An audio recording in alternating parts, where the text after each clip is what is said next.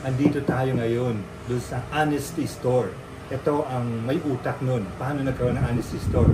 Auntie, kailan nagsimula itong Honesty Store? September 1995. 1995? Wow! So, more than 29 years. 29 years na itong Honesty Store. And, totoo pala na pwede palang, imagine for 29 years, nag-survive to na walang attendant, na walang, sabihin, walang nagnakaw kasi hindi nalugi. Auntie. At least may pamilibili ako ng... Oo, may pinapaikot ka na, ng kapital. Auntie, paano nangyari? Paano nagsimula ito? Paano mo conceptualize itong magkaroon ng ganitong sikat na sikat worldwide na Honesty Store? Maybe it was in one way it was because of my desire to help other people. In another way, I had no time for it, so I had to leave it open with no one to tender it. Did you ever think when you started it na baka nakawin lang ito, baka did you ever think na, or tiwala ka na ang taga Batanes talaga, honest talaga? I was confident that 95% or more are honest. So, when this store was still there in the other side of the port, just before you go down the port, I built a small Kogon grass, ano dyan, kubo. Nipahat lang. Parang Kogon grass, ano lang, kubo. Kubo. And then because I had no time for it, I just get water, heat water, and put coffee and sugar. So it started with simple coffee lang and probably few breads. Etong Honesty Store, katabi ng port papuntang Sabtang. So ito yung jump off point. Nung panahon na yun, noong 1995, yung mga galing Basco o yung mga taga Sabtang na pupunta ng patawid sa Sabtang, walang makain. So ang ginawa ni Ma'am, nag-iwan lang siya ng ng tubig, mainit na tubig, tapos nag-iwan mga coffee doon, tapos walang magbabantay. So yung mga taga Sabtang, iinom ng kape doon, iiwan na lang doon yung bayan nila. And doon doon nagsimula. It was always in my mind that I can help the people going to and from Sabtang, who have to wait for the ride before they can leave with not even fresh water to drink.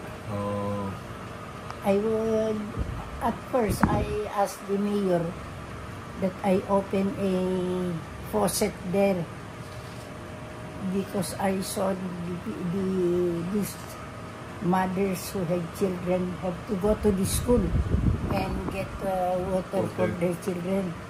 So, but the mayor did not permit me.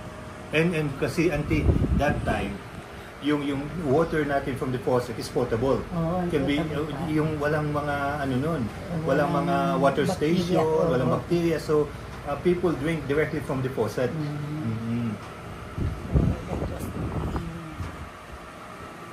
And look at it now, 29 years after, ang dami ng may mga souvenir items, may mga novelties, and did you ever experience, Auntie, when you did your inventory, at the end of the day, pag tiningnan mo na, did you ever experience na parang mayroong hindi nagbayad May sometimes this year with the money that I get from the bank. Sometimes it will be more than 2,000 plus. Oh, wow. Sometimes may 1,000 na wala. Pero they do not write everything there. That's right. Especially those who are hurrying, catching up for the ride. They just pay there and then ride. Especially kung if yung chains, kung hindi nila maano. And yun palang advantage ng Ma'am. Kasi tendency they pay more. Oh, yes. Many times, 15 pesos. Keep the change. Oh, They so, write it there. so they have 20 peso bill, hindi na kinukuha yung 5 peso. wala na. Oh.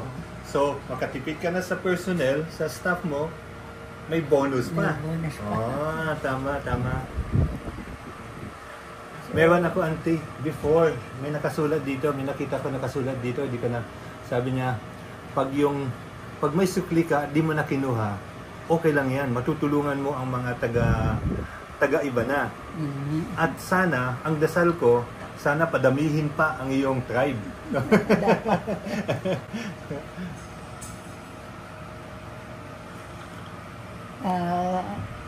Sometimes many came tell me they came just to find out if this It's true. this is a really store without telling them. Oh.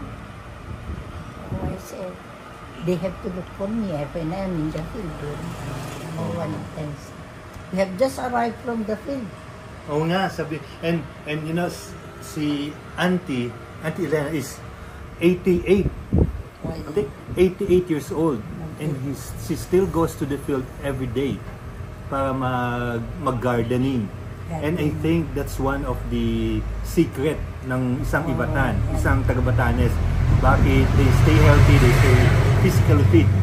May yung daddy ko, 80 years old and still go every day to pasture cow. Pasture cow. Oo, kaya talagang masarap mabuhay dito sa Batanes. Anong payo mo sa ibang gustong magnegosyo na try to copy yung concept mo ng honesty store?